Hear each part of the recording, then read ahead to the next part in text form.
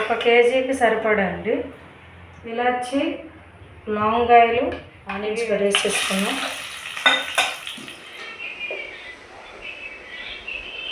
పసుపు వేసేసుకున్నాం 1 spoon.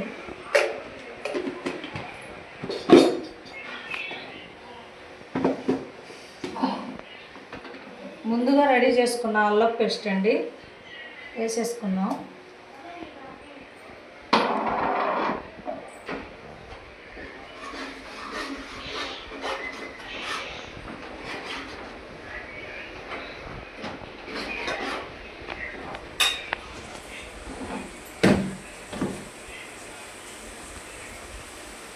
Salt అండి టేస్ట్కి సరిపడా వేస్తున్నాను.